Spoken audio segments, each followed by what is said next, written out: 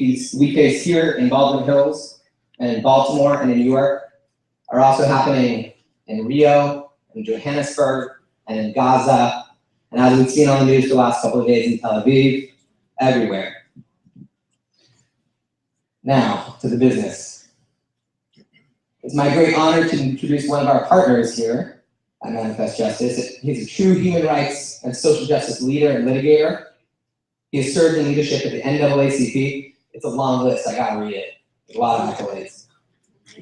Leadership at the NAACP, the National Coalition to Abolish the Death Penalty, at the Justice, Equality, Human Dignity, and Tolerance Foundation, and is a program executive at the Atlantic Philanthropies. He's currently the executive director at Amnesty International USA, and we are all better for it. Please help me welcome Mr. Stephen Hawkins.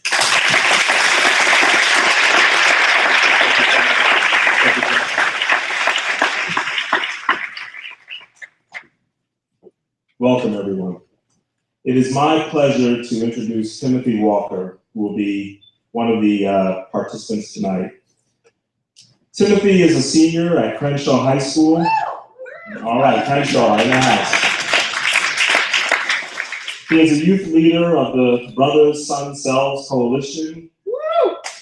All right, for those who know. And he is an inspiring young man. Raised by a single mother, Timothy and his family struggled with homelessness when he was a child, but his mother pushed him to continue his schoolwork and prioritize his education. Today, he and his twin sisters are very active in their community, fighting for health and safety, fighting for a positive school and climate, and combating the willful defiance laws that pushing kids out of school. And he's also been active in helping pass Proposition 47 and Prop 30. Timothy is a recipient of several scholarships and is planned to attend San Francisco State in the fall of 2015.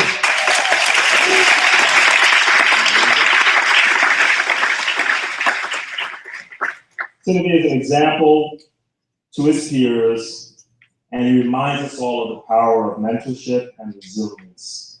Please welcome Timothy Walker.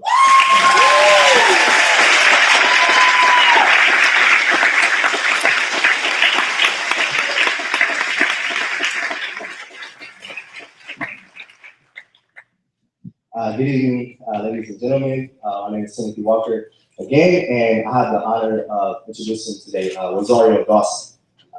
Rosario Dawson is an actor, activist, and co-founder and chairwoman of Voto Latino. She has worked extensively to advocate for the Latino community and communities of color through campaigns such as United We Win and a campaign started to combat racial profiling in Arizona after SB 1070. And now she's focused on continuing constructive dialogue around race and race issues. She continually speaks on a number of social justice issues, including policing, civic engagement, the environment, and serves on various boards, including the Lower East Side Girls Club and V-Day.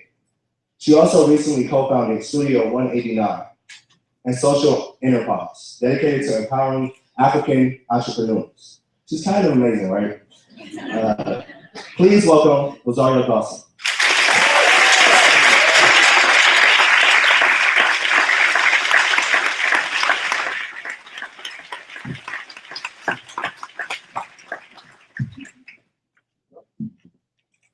Thank you very much. So grateful for all of you being here today.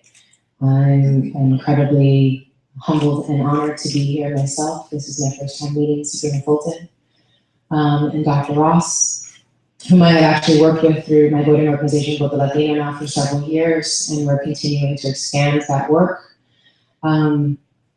We started late, and there's a lot of people listening in the other room, so I just kind of want to get started. Dr. Robert K. Ross is President and Chief Executive Officer for the California Endowment, one of the most potent and effective health foundations working in California. Dr. Ross has an extensive background as a health philanthropist, a public health administrator, and as a pediatrician. Dr. Ross is a member of the President's Advisory Commission on Educational Excellence for African Americans, co-chairs the Diversity and Philanthropy Coalition, co-chair of the Executives Alliance to expand opportunities for boys and young men of color, and serves on many boards and holds many honors. We are honored to have him join us today.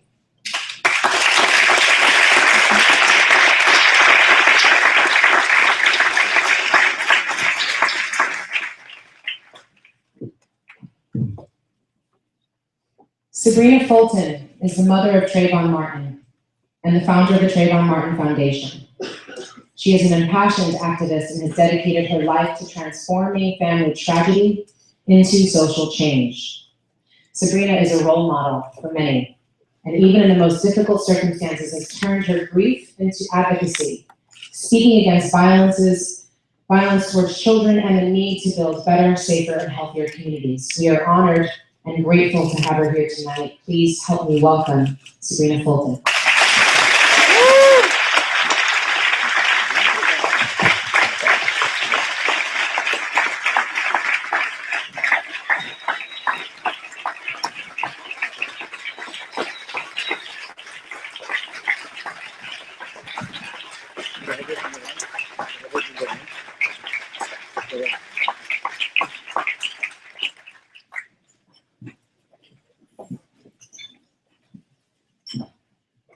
First of all, let me again express to us all today the sorrow and pain that we all feel for your loss. No one should ever have to bury their child, especially in those circumstances. And at the same time, then we then applaud you because of your courage and resilience and activism in the face of such violence to change the dynamics in our society that led to this tragic unjust death. And we look forward to learning from you today to make ourselves stronger. Dr. Ross, tremendous insight into the broader impact on communities across California that experience violence, discrimination, and lack of access to resources.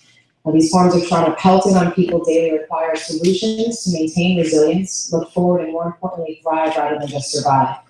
We're going to have a conversation among ourselves that will, and then we'll answer a few questions from people. Sybrina, you said that your son was murdered because of racial profiling, and that we must address racial profiling. You established the Trayvon Martin Foundation, which has a goal of tackling this problem through schools in particular. Can you tell us a little bit more about that? When this first happened, I was one of the people, like most of you all, did not want to believe that it was because of racial profiling. I was one of those people that listened to the media and thought that what it was about his hoodie. I've learned a lot since then. One of the things that I learned is that everybody wears that hoodie. All nationalities wear that hoodie, all races, men, women, girls, boys, everybody just loves that hoodie. And so I thought at one point that it had a lot to do with the fact that he had on a hoodie, but it's not. And I need to tell you that I need to be true and honest with myself, just as other people need to be true and honest with themselves and realize that it was absolutely about the color of his skin.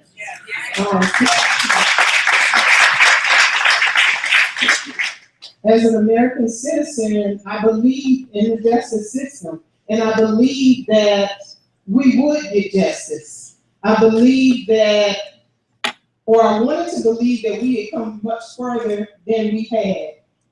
I didn't really want to believe that America still had people living here in our communities that will shoot someone because of the color of their skin.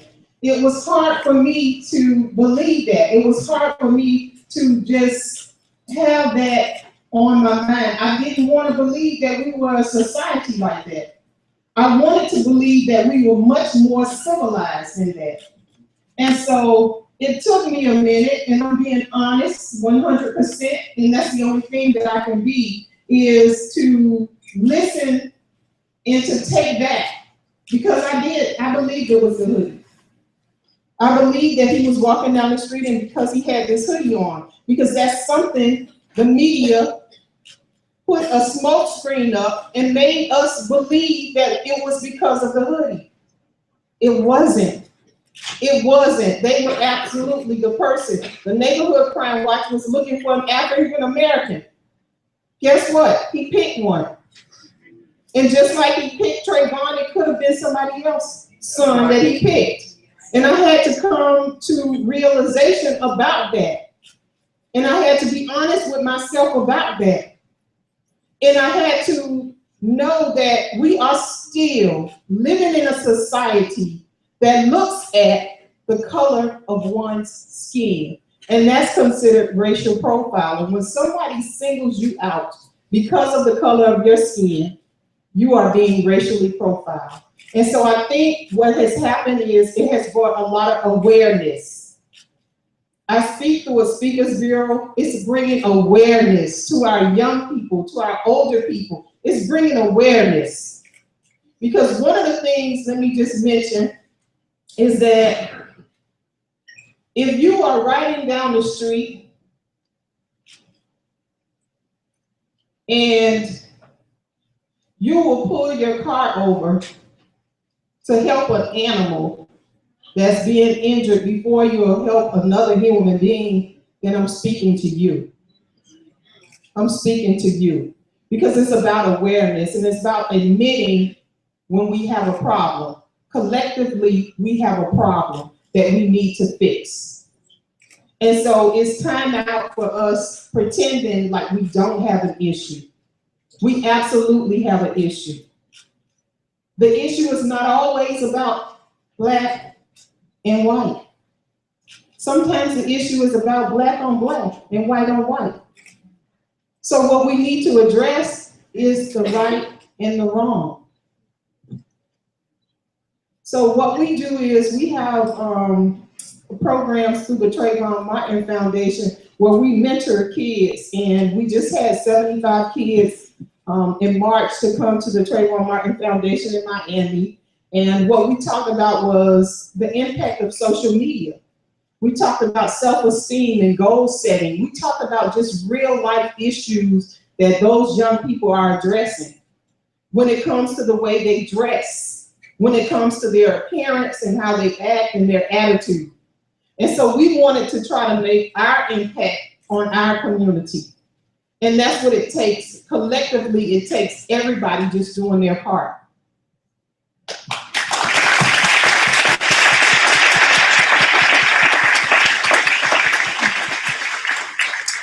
I have to say thank you very much for doing your part. You know, I think the world would forgive you if you had decided not to. And the fact that you did, and you are, is profound. And I thank you. And it's because of people like you that Prop 47 passed in California. So we could stop penalizing young people who are going and getting incarcerated at crazy rates for what really should have always been classified as misdemeanors. So we could stop spending so much money on incarcerating young people in our private prison systems that people benefit financially from, and start actually putting that money into educating our young people. One of our local organizations here, Homeboy Industries, it's jobs, not jails. So education is very key to that. So thank you for stepping up in that way. Something about what you said, talking about racial profiling and the realities around that. As a New Yorker, you know, we've made a huge pushback against the stop and frisk program in New York.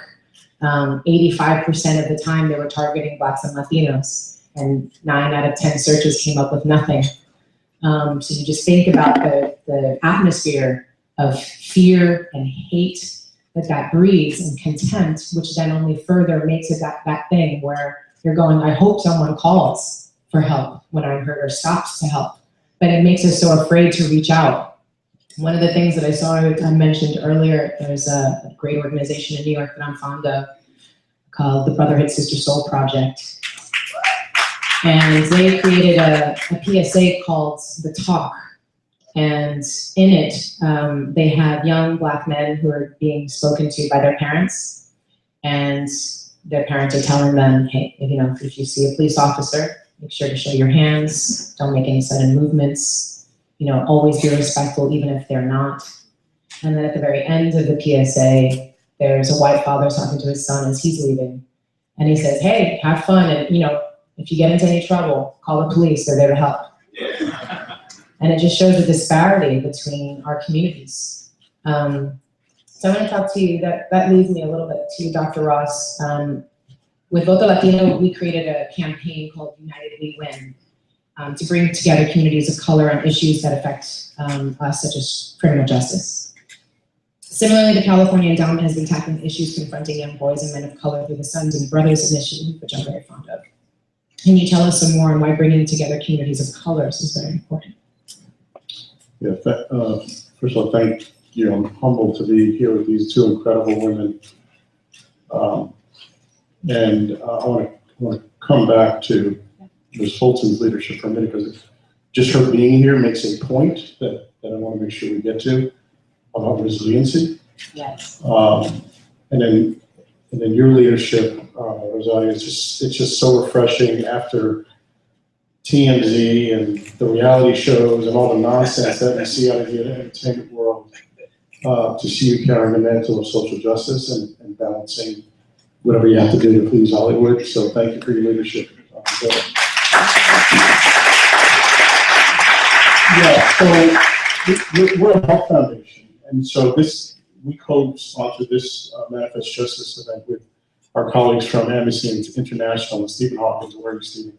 Thank you, Stephen, for your leadership at Amnesty International. This is a bit of a stretch for us because we typically think of health as a health foundation and young people. We think of clinics and school-based clinics and health services and that kind of thing. But we've been on a Building Healthy campaign tour where we're engaging young people and grassroots organizations like Brother and Sister Soul, except here in California. And what we've tried to do is be better at listening to the voice of young people. So I'm going to riff off of your Brother and Sister Soul to make a point. I was there visiting Brother and Sister Soul about 2 summers ago in Harlem. And I was talking to the young people there, and the great executive director, Kari. And what he was telling me about was how they reach young people and engage young people who have been traumatized, marginalized, stigmatized, oppressed. And one of the ways that people that are working with young people reach and engage young people is through the arts and the power of storytelling. And he actually showed me a poem that a young woman had written, African-American woman had written. And the poem, as I read it, was about a young woman who was sexually abused by her father. And a very graphic, very real language. You could feel the power of what she had to deal with. And so that young woman, I asked Carrie afterwards, I said, what happened to her? This is really a terrible story. She said, well, she's one of our young leaders, and she's now mentoring other young people. And so in that snapshot, it gives you a sense of both the horror and the tragedy of oppression and adversity. Young people in this country, particularly young people of color, male and female, are dealing with a lot of adversity and a lot of trauma. It not only affects their health and their wellness in the moment and their behavior, but the science tells us it affects their health even 20 and 30 years later, right? So you can track obesity, alcohol abuse, drug abuse, prison time, depression, back to adversity in childhood. There's a strong dose-response relationship. Right? And so the science about trauma and oppression and what it does to people is very clear what it does to your brain. It actually does things, I'm not going to get into that, but it does things to the neurophysiological pathways in your brain. Right? What's less well understood is resiliency. And resiliency is sort of trauma turned inside out. And what happens with resiliency is young people in particular, the Sybrina Fultons of the world, the Nelson Mandelas of the world, the Cesar Chavez's of the world were all exposed to trauma. They were dealing with oppression firsthand. Right? And a very tragic misfortune in the case of Sybrina Fulton and her son. And here she is as a leader and activist for social change and justice. And so for too much of America, trauma and oppression breaks us down, but there's this resiliency thing where actually it fuels leadership, right? So another example is Mothers Against Drunk Driving, where policies and laws, how many lives have been changed from the leadership of Mothers Against Drunk Driving, right? It used to be okay 20 years ago to drink and get in your car and drive. It's not okay now. Right? And so with young people, what we've seen is their anger, their frustration, how much the trauma and oppression and marginalization, stigmatization of race affects them. But if they're connected to one another and engaged, and given the kinds of supports that a community coalition, that a Brotherhood Crusade, that a sisterhood, Brother and Sister Soul can provide, not only can it have a therapeutic effect, it can have a transformative effect, and they can become social justice leaders, right? And so for us, it's sober. The reality of trauma and oppression and racism, it's sobering. But at the same time, if you can get them connected and engaged, and the reason we did this particular, which is new for us, we never kind of dabbled in the arts. What we're finding is the arts and culture and music is a way for these young people to engage in a meaningful way that, absent that route, I'm not sure schools and healthcare systems would get that. That young girl who wrote that poem, I don't know that we in the healthcare system would have gotten that out of her. Right? She had to be in a comfortable place where she was engaged around trusting people, tell that story. Now she's a warrior for justice. Right? So this is why a living example is Sybrina Fulton, and your ability to, you get to resiliency different kinds of ways. Some people it's a spiritual thing, others it's through faith, others through it's art, music, but however way you need to get there, you get there. And so how many lives are going to be impacted because of how you transform that horrific tragedy into leadership and activism and engagement? And I wish at some point she was telling me about, previously, Rosario, I hope you get a chance to talk about your circle of mothers. Because that feels very powerful as well, maybe reaching out to mothers. And so I just want to say, thank you for your leadership and your demonstration of how to transform trauma through resiliency into real leadership.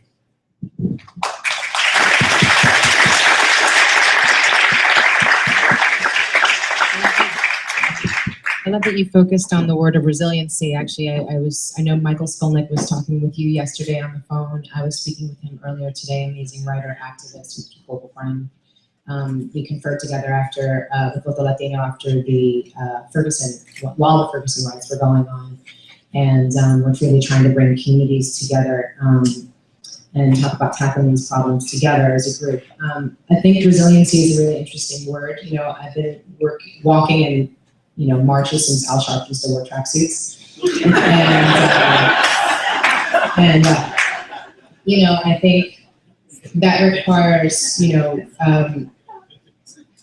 people, I didn't grow up with very much, but I grew up with tenacious parents. And we were willing to work for everything, including our rights. And one of the things that brings you brought up men and women and talking about Brotherhood Sister Soul. One of the things I'd like to talk about, because you also mentioned as well about needing across race and cross gender to be coming together and coalescing. And I think for this movement and what we're talking about here to truly have resilience, it does necessitate all of those groups coming together. So I wonder, I know I was looking at the Sons and Brothers program, and I know that you've been bringing up a lot. There's also now been this push for daughters and sisters. And there was a lot of pushback. I know Brothers and Sons was brought up and inspired by the President Obama's Brothers Keeper initiative, which got a lot of pushback actually in a lot of ways, because it felt like for the president to finally really be addressing race, to then divide it by sex felt like an injustice, especially when you think of Black women being incarcerated at 7 times the rate of white women. But this is clearly an issue that's affecting disproportionately all of our Black Lives Matter folks, but at the same time, all lives matter. You know, in the past few months, there was a 17-year-old woman, young lady, Jessica Hernandez, who was killed, shot by police unarmed in Denver, Colorado. Antonio Zambrano Montes, who was 35, of Pasco, Washington, and 31-year-old Ruben Garcia, Liabando of Grapevine, Texas. And none of those deaths merited the same sort of media attention because they were Latino. And they're automatically looked as immigrants. And there becomes there goes the other conversation that's happening, that's not happening at Latino dinner tables. Why? Because the parents are ashamed that they're being looked at as non-members of society or undocumented, and they don't want to have that conversation with their children, and their children are looking at them going, I'm supposed to be the one to kind of be bridging the gap of where you're coming from as the first generation, but I'm not even looked like as an American, even though I'm born here and only speak English. And so to have resiliency necessitates all of us doing our part, but then also working with each other. And I just want to say how grateful I am that we've been able to do that with Voto Latino. In January, Voto Latino was invited to testify before the President's Task Force on 21st Century Policing. Prior to testifying, we sent out a survey to our audience where we received over 430 responses within 24 hours. That may not seem like a lot, that's really a big deal, considering this survey took 15 minutes to take. So people really took the time thoroughly to answer these questions and share about how they were feeling about issues like racial profiling. This response was unprecedented and proved just how much our communities, especially young people, want and need to be involved in this conversation. So I wonder, Sybrina, what have you learned from the young people that you've worked with through your foundation that we might also be able to use? One of the things I learned how powerful social media is. That's definitely a plus. Before, when this first happened with my son, it was the colleges and the universities that were tweeting, that were on Facebook, that was on Instagram. It was them that actually started the movement.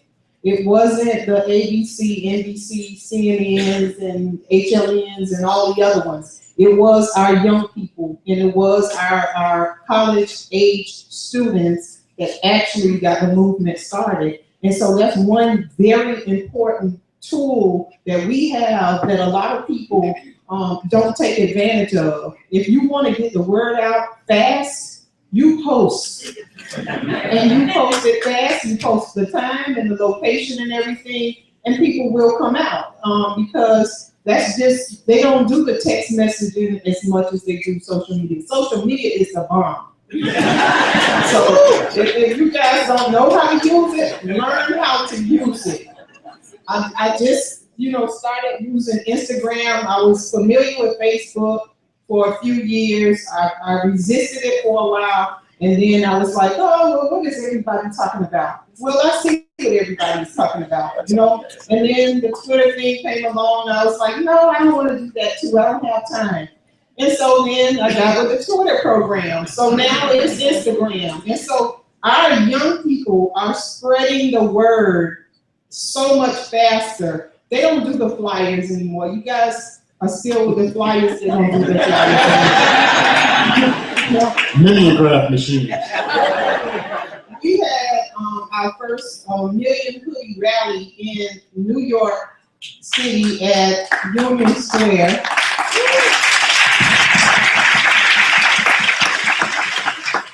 We were actually there for the Politics Nation with Reverend Sharpton on MSNBC, and he told us, listen, in 2 days, less than 2 days, they got together a Million Hoodie rally.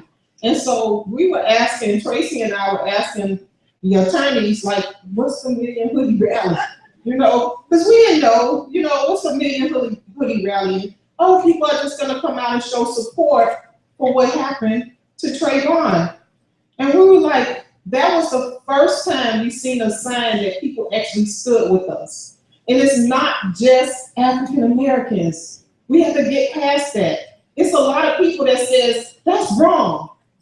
And they're standing with us. And they're standing for us. So don't get under the impression that this is just about black and white. And Rosario said, it's about all of us. And so that's one of the most important important lessons I learned. I learned a lot about myself during this journey. I mean, I learned a lot about America. I learned a lot about our justice system and our government and how unfair our government is. I learned a lot about the police department and different attorneys. I learned a lot. But the most important lesson that I took away from this whole tragedy is don't wait until something happens to your child until something happens to your neighbor, your brother, your sister, your son, your daughter. Don't wait. If you don't learn anything else, take a look at those articles, take a look at those posts, feel for those families, and really say, I'm going to do something about this. I have to get involved. I have to do something. I have to do my part. Don't just ignore it, and then you're going to be on this side of the same side of the organization that I'm on. This is not a place for you. And so that is the most important lesson that I've learned, is to not wait. We have no time to wait, people. We have no time to wait. We have to do something about this crisis that we're in immediately.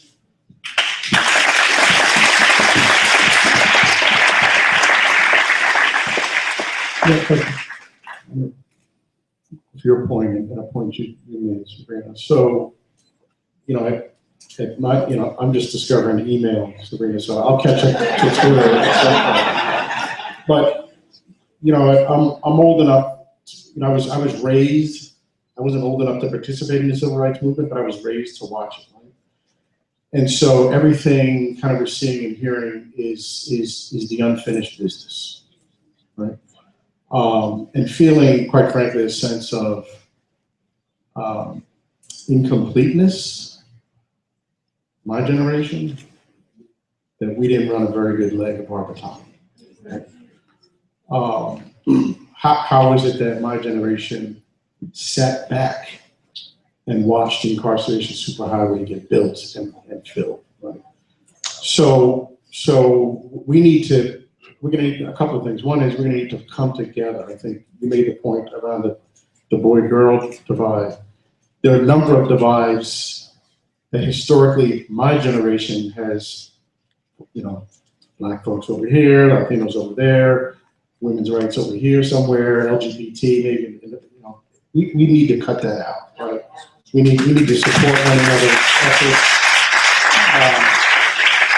And certainly here in California, even here in LA, we've seen that. We saw that for those of you that were involved in the school suspensions battle, when young people said they're criminalizing us in school and they're kicking us out, and we needed to stop, and we saw Black, white, Asian, brown, boys, girls, LGBT all coming together. And by the way, that activism, Rosario, led to 9 bills to reform school suspension policies in the state of California. The governor signed 5 of them. 2 years later, school suspensions are down 30% in the state of California. Young people led that battle. Right? So coming together as part of that, number 2, I'm so glad to hear you talk about Voto Latino. We really do need to vote, really. And so when I see the energy and the power of Black Lives Matter, of the Dreamers, I see the young people in Baltimore and Ferguson, and the anger and the frustration, the collectivism, and I can't help but ask myself, are you voting? Are you voting? Was it 6% of the population voted in Ferguson? You know, so a researcher told me in the state of California, if you're between the ages of 18 and 20 in the state of California, you're a person of color, you are more likely to be arrested and have voted in the last election. We can't have that. I mean, the reason why we are sending people to jail hand over fist is because of the way Congress looks. And our state legislators look. If you want to stop spending $1 billion for a B-1 bomber and invest it in young people, in communities, and in neighborhoods instead, we got to change the way those places look. So thank you for your leadership on Voto Latino. If we can marry this activism and this energy, this social media powerful platform with the right kind of civic engagement and voting, I think we'd really be seeing something. as well as with your education initiatives,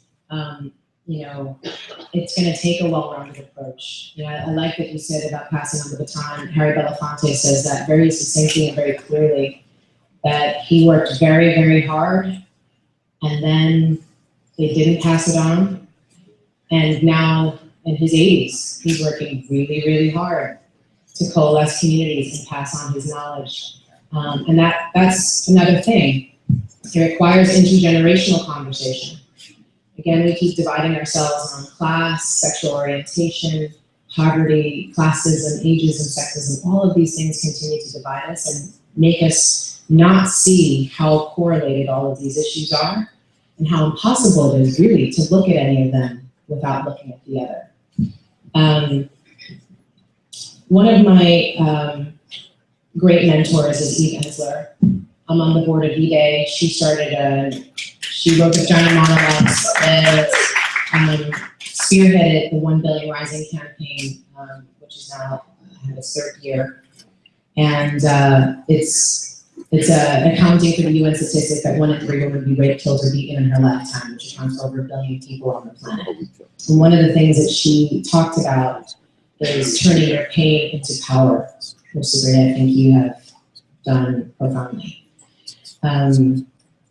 Women aren't raping themselves, so men need to be a part of that conversation. And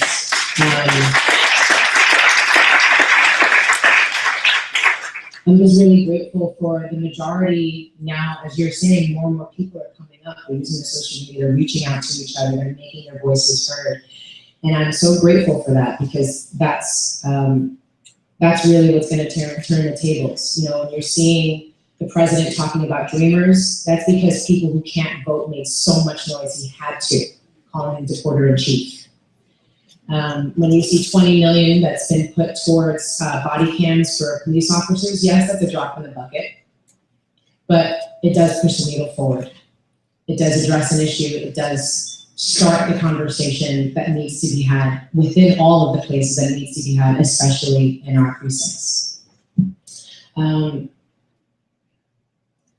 There's all of these spaces and places to go to feed out our anger and come together. But when it all boils down to it, it's really about violence. And the violence that we're perpetrating towards each other, our government, individuals, on and on. And Sybrina, I would like to ask you, what would you say to someone who's lost someone to violence? And what you've experienced, the personal side to it? Because again, so often it feels like it gets transitioned into a headline or gets turned into a statistic, and we lose sight of what it really means individually, person to person, family to family, as you say, the generational impact that this trauma and violence is. What would you say? One of the things that I would say is, and I try to my best because this is just who I am. I think as mothers, we are fighters. I think we do what we absolutely have to do when it comes to our children. And not even the death of my son will separate me from the love of my son.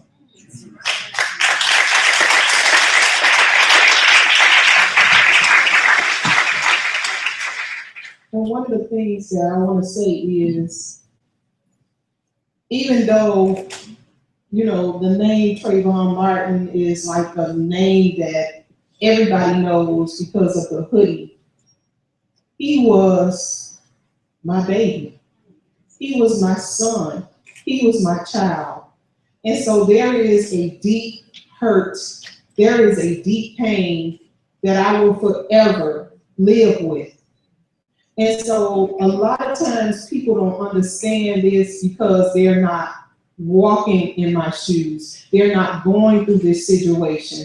But just imagine your child being 17 years old and being pursued, being profiled, being chased, and murdered. And so a lot of times when I speak, I tell myself that by me speaking to other people and trying to make a difference in helping other people, that this is actually helping me. And I truly believe that. And I won't stop. I won't ever give up. That's right.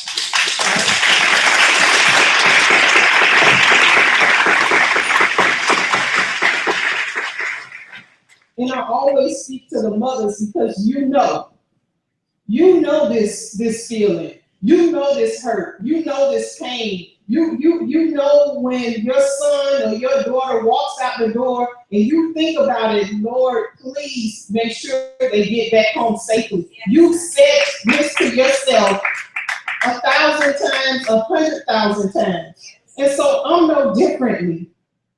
The way I feel about my son is no different from anybody else's child. Anybody else's. And so when I look at my son and I look at pictures of my son, I say to myself, this could have been anybody's son. Yes. And so we have to make a difference. You cannot wait until this happens in your household. You cannot. We cannot afford to lose another person. We cannot afford to lose another child, regardless of the color.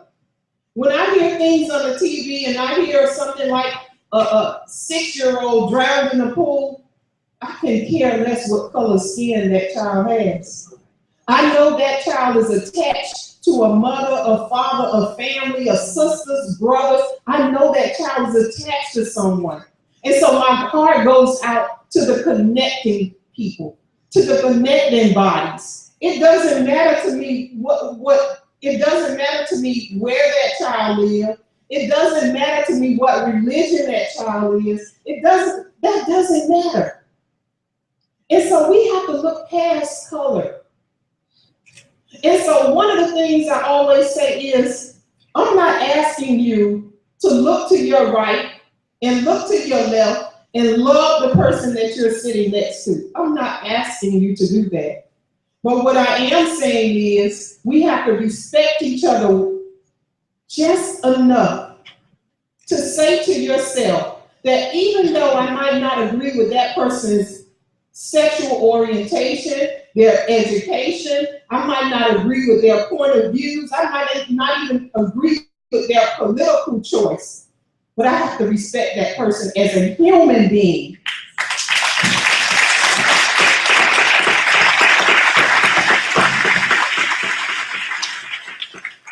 So a lot of times we get so wrapped up in other things. We get wrapped up in the headlines. We get wrapped up in what's happening in the news. What's the next story? But guess what? All of those stories are attached to a family. All of those stories are attached to someone's broken heart. Now let me tell you what I miss about my son. I have 2 boys. I will always have 2 boys. I have one in heaven and I have one here on earth. And I'm going to continue to fight for my boys. I'm going to continue to love my boys. I'm going to continue to do what I need to do for my boys because it's important. It's important to me. And that's what makes me happy.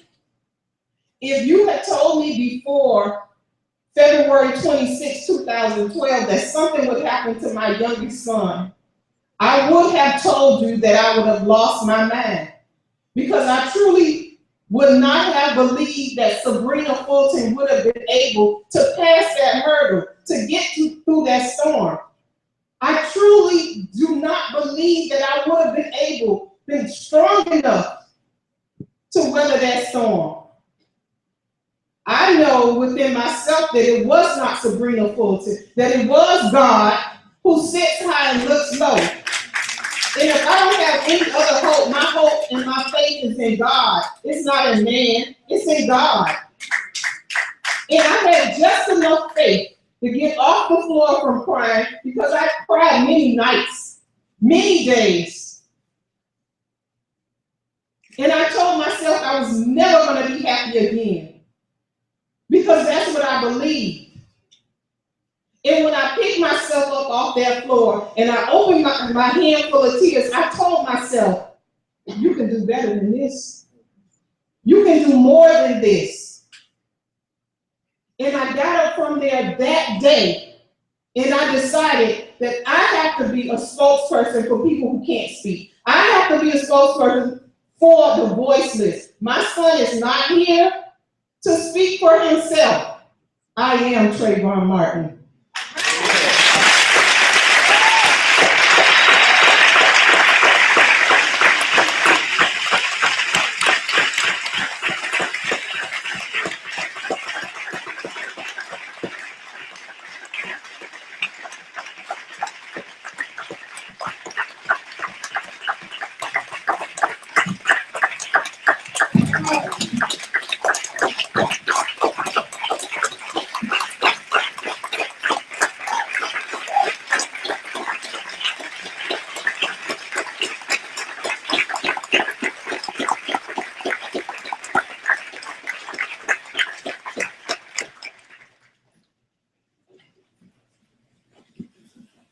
Jumping around a little bit, but Don't make me follow that woman, please.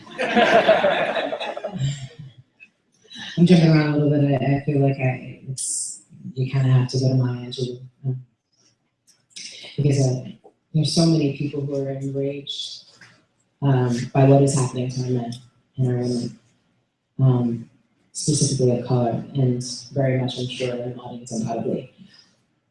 And I'd love to ask your advice, and I feel like you've already answered this, about how to channel that rage and anger and hurt. But first I want to read, I don't know if you saw Iconoclast, Dave Chappelle, Maya Angelou, it's pretty awesome. And Dave was asking Maya how, with 8, 9 assassinations she lived through, people who she was friends with, you know, from Malcolm X to Martin Luther King Jr., and how she just wasn't so enraged and angry. And she said, oh, well, if you're not angry, you're either a stone or you're too sick to be angry. You should be angry.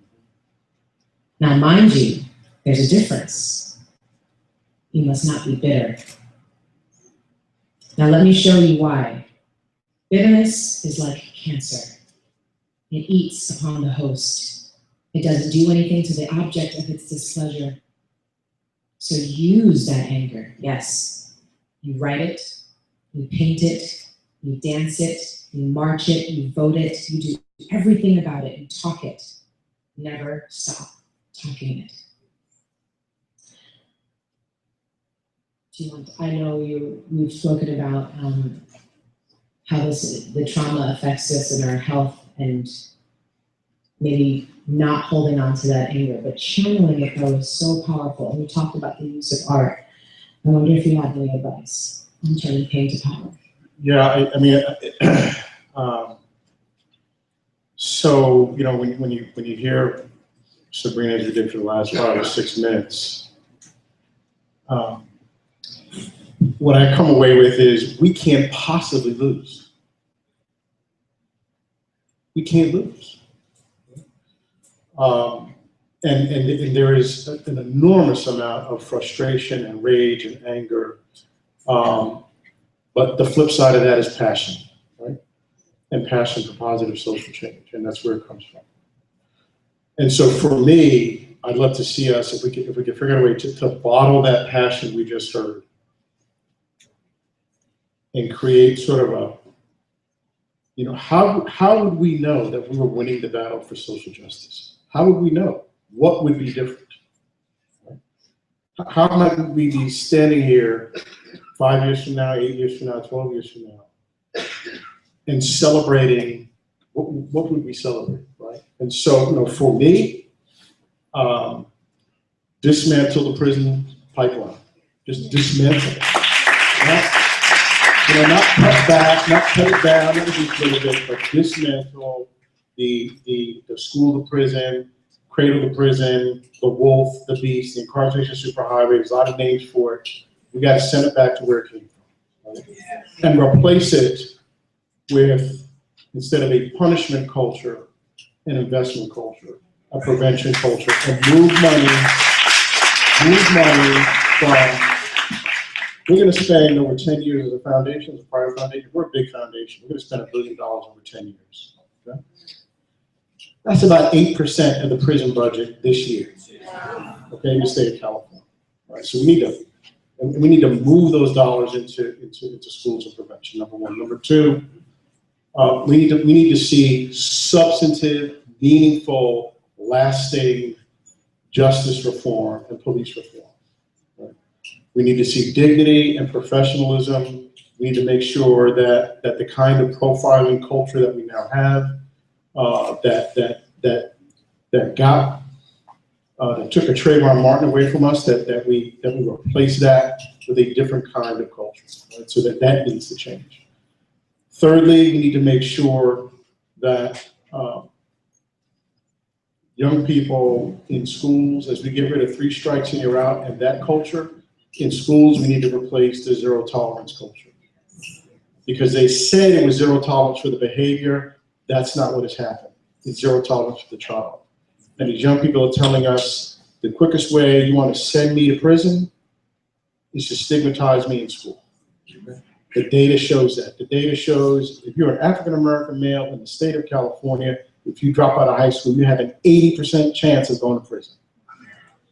Okay? We need to fix that.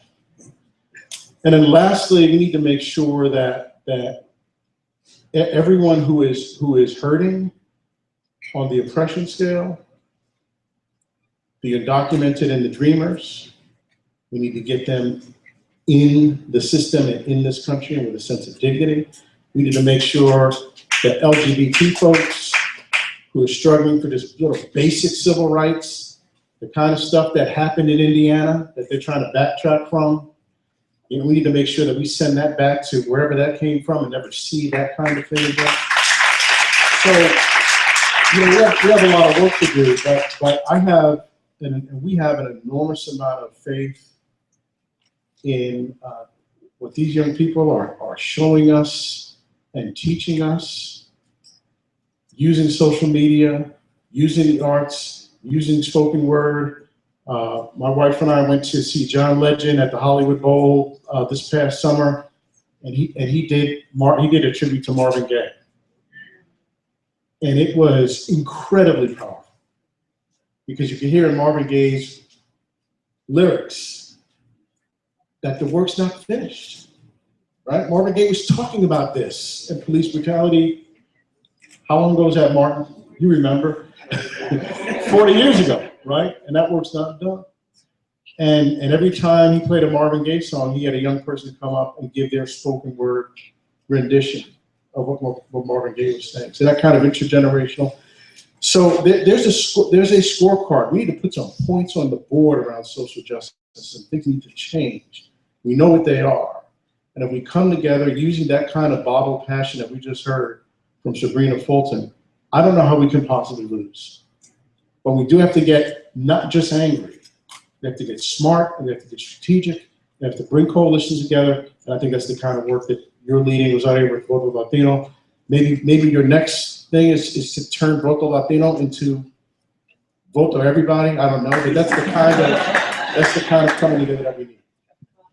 Thank you very much. That's why we're very excited to help co-found National Voter Registration Day. We were able to bring in thousands, actually, of different organizations to come together so we could all push forward the agenda of getting our people enfranchised across the nation. Don't get me started on voter ID laws. And then it's like Dr. Andrew Young, who's Martin Luther King Jr.'s right-hand man and mayor of Atlanta, which was named 13 for child sex trafficking, city in the world, shows how far we still have to come. I love that you talked about Marvin Gaye because, we have our leaders. We've had them.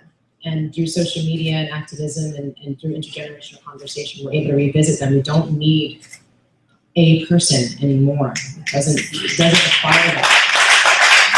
The statistics are in, we've got the information. We can all just start voting. We can all just start mobilizing. We can all just start organizing and to show the power of that. Look at Egypt. A lot of people want to make it less complex than what it is and say, oh, it was Facebook. No, it was called decades of dictatorship. And then he couldn't give them bread. When people couldn't eat, suddenly they couldn't, because we are resilient. We show our resilience every day. It's not like the statistics didn't come in and the polls get taken and people go, yeah, I've always thought violence was just as bad. Or actually, I think it's getting worse. It's kind of even. People feel scared. Women feel scared to walk down the street. And it's not because the majority of people are attacking each other, but because the minority seems to get all the press. And it's really time for us to start recognizing that, we were able to have the civil rights movement because young people were the ones who said, I'm not afraid of getting arrested in jail and go to jail. So I'm a part of this conversation. I matter. It's going and recognizing the different things that are coming across, like the ACLU creating an app called California Justice, where you can immediately start recording. If you see something that's going on, if they take your phone away, who cares? It's already sent. Because it's not fair to say if you see something, say something unless it's us. I just want to say, there's a lot of young people out there feeling a lot of frustrations. They're getting cut off. They're being told that they're apathetic, that they don't care, that they don't have, that voting doesn't matter. That up to the age of 18, they don't need an ID to travel, and which promotes sex trafficking. And so it shows that we're not really addressing the issues that we could be. But watching instead our leadership almost shut down our government over Planned Parenthood. It's never bode well for us as a society to separate ourselves in our issues. So LGBT, young, old, poor, black, white, brown, it's never bode well for our humanity to ever separate each other from each other. And I think young people are really they're remarkable right now, particularly because millennials and the indigo children and everyone beyond them are the most accepting generation we've ever had. And I say accepting is a really important word for me because I really dislike the word tolerance. I barely tolerate the word tolerance. I don't need you to tolerate me. And I think that's a really profound thing is how young people are really embracing that and living that and expecting that. I wonder what conversations you think we should be having with our youth. I think that was one of the other questions. Yes. With our young people, we need to make sure that they're staying in school. It was a time before where if they had a high school diploma, that was something to be celebrated. But as we know, we have to move to the next step, that they can't just graduate high school. They have to move to the next step, which is also graduate college. Yeah, and so we have to make sure that our young people are not only graduating from high school, that they're going through college and everything, and that they're taking some type of internship and that they're getting the experience that they need. But they also need to make sure that they're staying involved with the community, that they're staying involved in these issues. Because what we're doing now is we're setting the stage to turn the world over to them, to turn the communities over to them. And we know that it's in a terrible shape right now. And so we need to do our best to try to straighten up what we've broken, because we've actually broken the system. We contribute to it, whether we did something hands-on or indirectly by not doing anything at all. And so those are, mistakes we made by commission and omission. And so we have to make sure that we try to right the wrong that we caused. And if it's something that you've done or something that you've said, you need to make sure you correct that, because we cannot turn this world, this society over to them in the condition that it is now. And so our young people deserve better. So we have to do better as adults to try to make sure that we make these communities better, that we try harder, that we do a little bit, just the next step, so that we can improve on the condition. One of the things that, and I hate to say it because it always bothers me, but it's a part of my healing. And so you guys are participating in my healing, okay? And so one of the things that conversations that people ask all the time is, what do we tell our young people, and how do we continue to motivate them, and how do we continue to make them see a better place in all this darkness. And that's one of the things we have to do, is make sure that they know their history.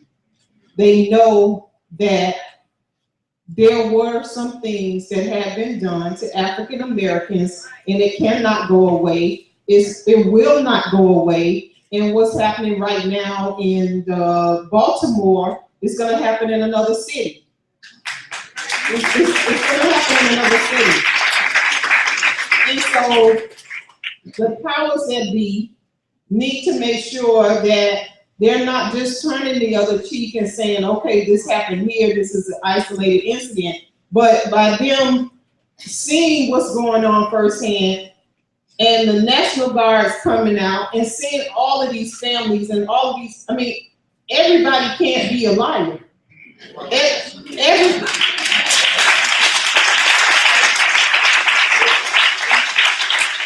And so I absolutely think that when there's a loss of life, and you cannot get to the bottom of why that person was killed or murdered, then there needs to be a thorough investigation. We have to hold everybody accountable. You can't pick and choose what laws apply to certain people and then decide to let this person walk away scot-free as if nothing happened. Right. You know, we need to make sure that we are speaking up and that we're speaking out. And I'm all for protests. I'm all for rallies. But I'm not going to tear down my community. I'm not going to tear down your community. I'm not going to stand with you to tear down your community. There's a fight, there's a place and a position in this for everybody.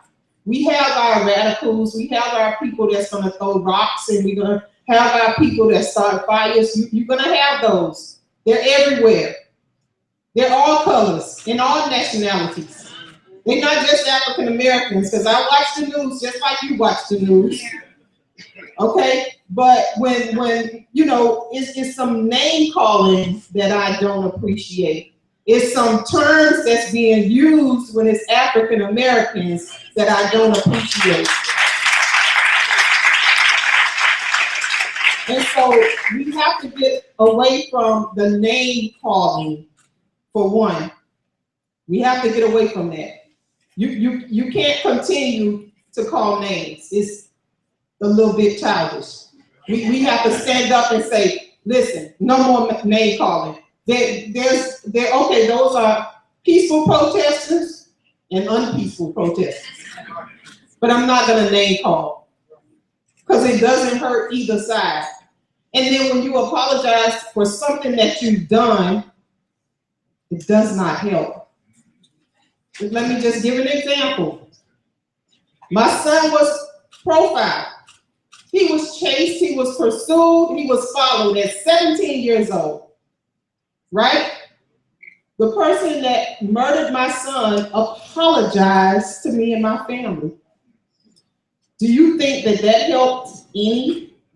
It did not. It did not. And so sometimes when you say things and sometimes when you do things, you cannot take them back. So a lot of times we have to make calculated decisions.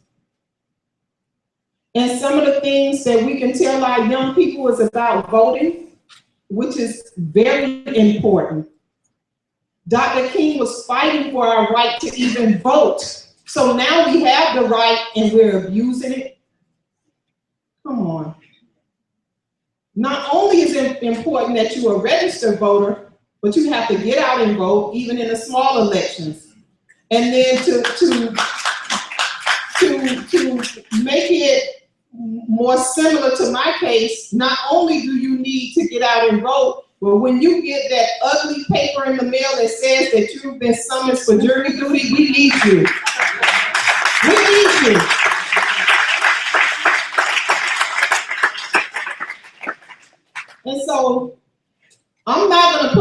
cigarette in my mouth and then tell my kids not to smoke. So we have to lead by example. We have to start doing the things that we want our children to do, and they will model what you do. And it starts at home. It starts at home. So I want to just say to all mothers, and yes, guys, I'm talking to the mothers. I know y'all get on me all the time about, oh, it's not just women.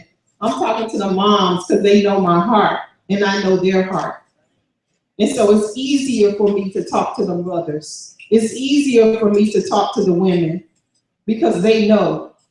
And we know how hard we hurt and how hard we love. And it's hard to bounce back from that.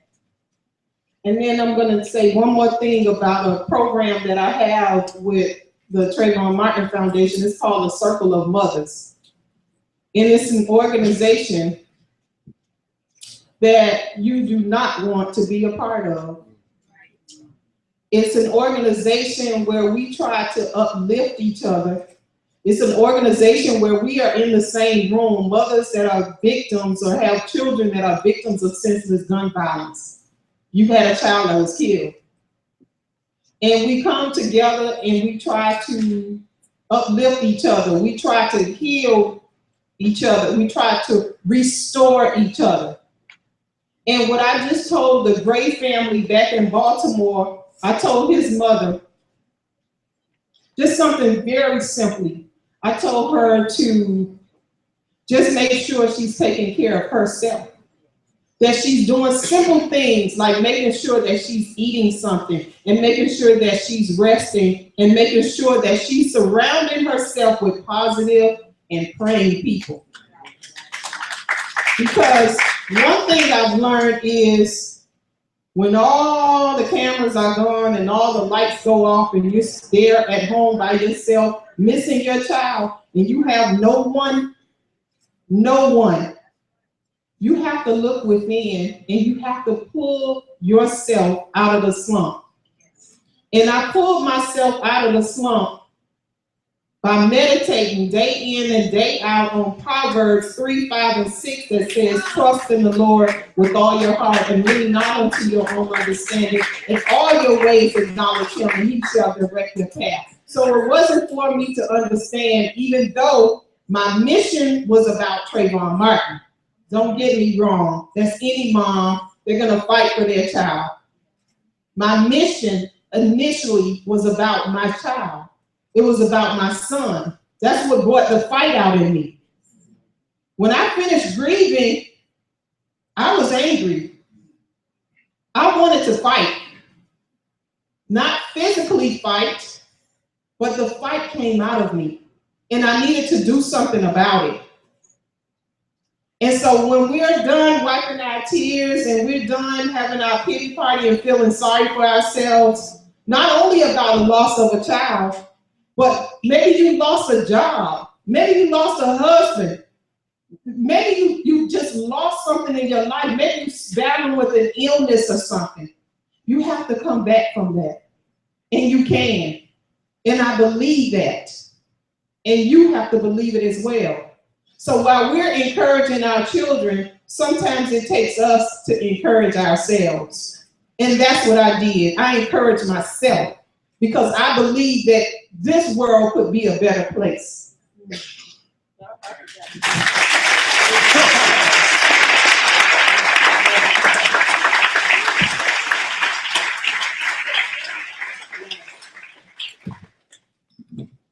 That's resiliency. Yes, it is. That is the embodiment of taking trauma and tragedy and oppression and through resiliency, channeling that into transformative leadership. That's how we're going to get there. Thank you, Sybrina.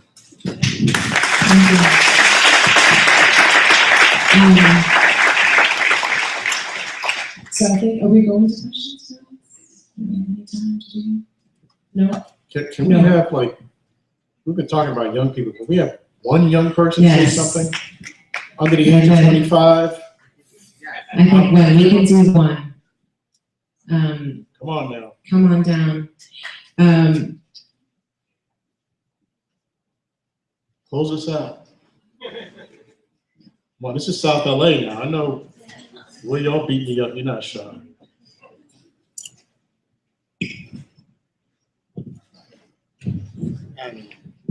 Hi. First of all, I think I speak on behalf of everyone when I say what an honor it is just to be in your strength and under this manifest justice.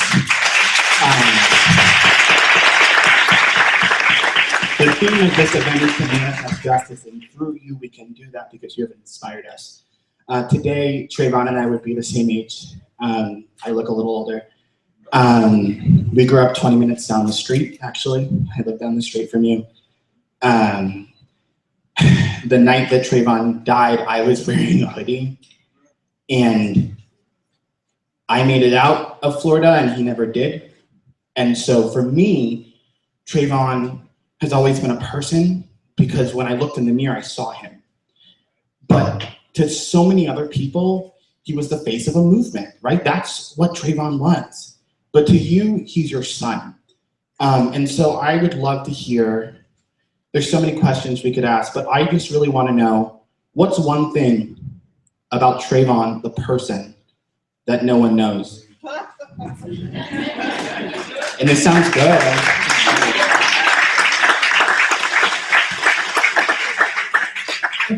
That's easy. That's easy. I mean, you know, it's a few things that makes me smile, and when I think about my son, I certainly smile. But one of the things that I just remember was he was very affectionate.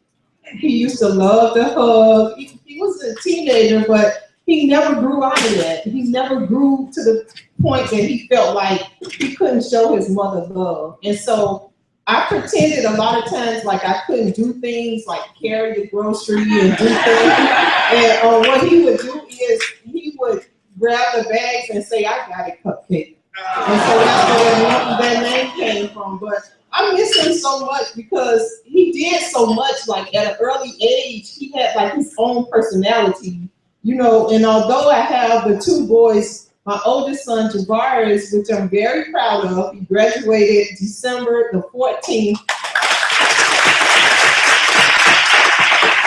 And, you know, I'm very proud of him, but they are so different. Javaris is an inside guy. Trayvon was an outside guy.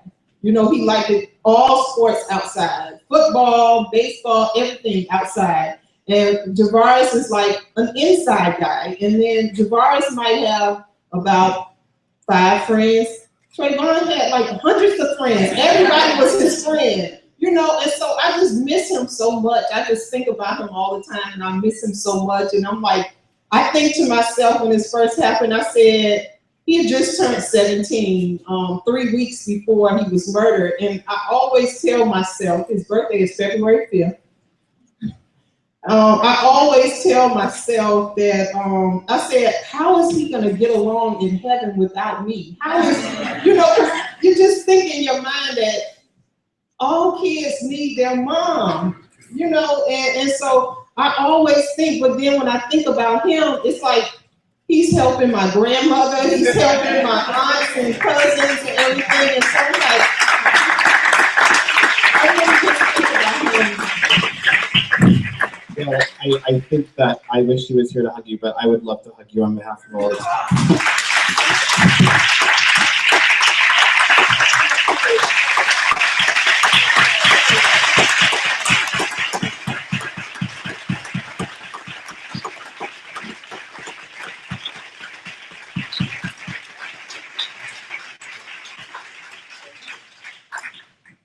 I want to say thank you to you both for such a remarkable conversation, a profound conversation. Thank you for being here. I remember, in closing, I'll say, I remember, I'm going to say a few things. So I'm going to say a few things first. One, I want to say, you know, you brought up stories and how important stories are. One of the things I really loved about, there was a moment in Selma that I really loved where you were talking about how our story of slavery has been so hijacked from us, and that has become our story. And that's not our story, especially the way that it's promoted and talked about. We come from greatness. The best were chosen, and only the best survived. And it's the best that created this nation. And we shouldn't look at it always with such sorrow and such angst, but actually with a lot of pride and recognizing what we have contributed to this country. And so many others, our Muslim Americans, our Arab brothers and sisters. We had our Japanese internment camps. We are not seeing this prejudice and what we're pushing back against immigration for the first. This isn't the first time. So recognizing and looking at our history and really also not just the things to be proud of, but also the things to go, wait, not again. I remember Eva Longoria talking about with the civil rights discrimination that's going on now with LGBT, but specifically she was talking about Latinos. She goes, it's just our time. And I say no to that, because we've learned from this, our past. And we recognize that's why VAWA didn't almost repass again the Violence Against Women's Act, because they wanted to include Native Indian women. Who could possibly say, no, I don't want to pass a Violence Against Women's Act because I don't want it to include also Native Indian women? Until we recognize the genocide in our own land, we're never going to heal.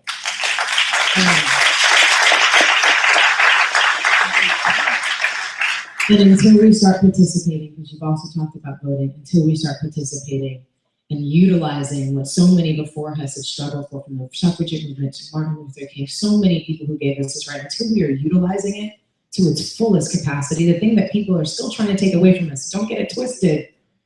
They wouldn't be fighting so hard to take it away if it wasn't valuable. It is the great equalizer. Young, old, brown, black, brown, poor, rich. Each of our votes matter. They say in Katrina why they were ignored for so long is they didn't vote. Ferguson, they didn't vote. Let's not let that be anyone's excuse anymore. I will end with something, a positive note. There's a really amazing program here called the Summer Night Lights program. And I became aware of it during Villaraigosa's, when Villaraigosa was mayor, but it started actually with Garcetti before that. Villaraigosa had actually renamed it to Summer Night Lights program. Because I want to say this, you talk about social media, and one of the things that we got when we did our task force reach out was that we want to use social media to reach out to our police force. We want more police officers to be a part of our community if they're working and serving in our community. We want them to have higher education. We want them to have cultural sensitivities and diverse sensitivities.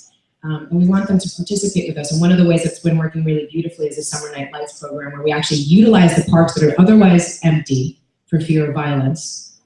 We create ceasefires, and we do very much like what is happening here at Manifest Justice. We create havens for people, we give food to people, we get them health access and information, all types of things. It tracks down violence in the community by 15%.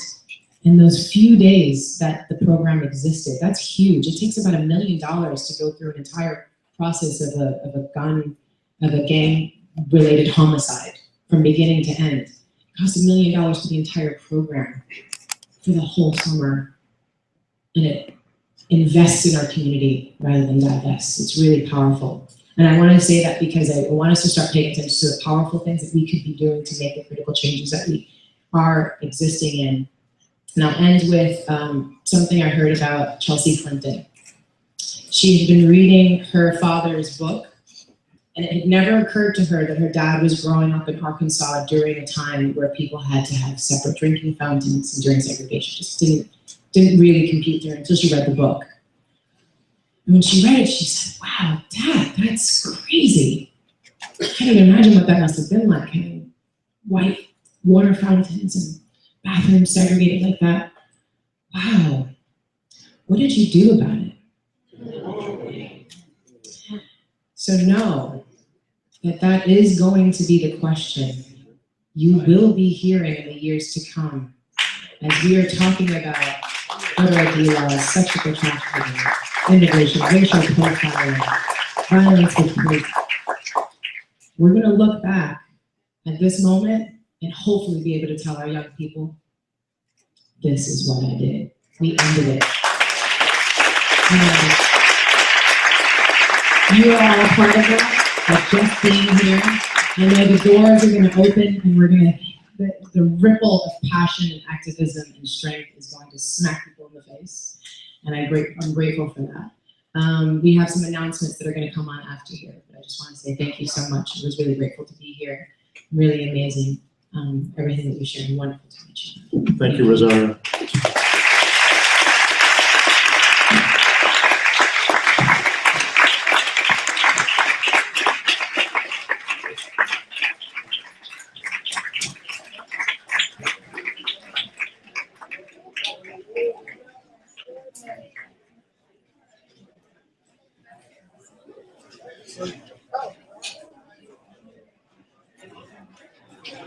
Once again, Rosario Dawson, Sybrina Fulton, Dr. Bob Ross, thank you so much.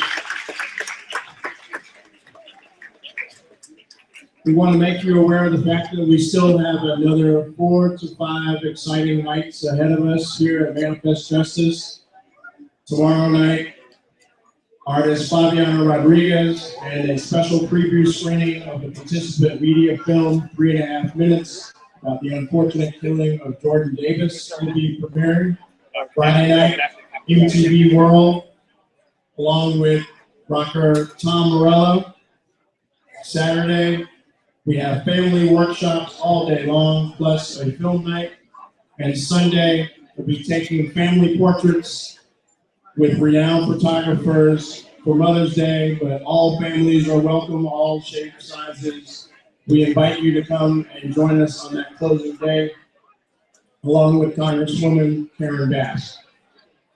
In addition, tonight, we are still not finished, believe it or not. We have Power Mouths of the Occupied from Black Lives Matter cultural arm. We're looking forward to that. That will start in about 25 to 30 minutes. We encourage you to absorb the art and come back in and join us for that amazing presentation. In the meantime, we're going to have the pleasure to hear from KCRW's Aaron Bird. Aaron Bird, thank you. For 8 weeks in Los Angeles, 14 so-called Negroes been on trial, charged by the police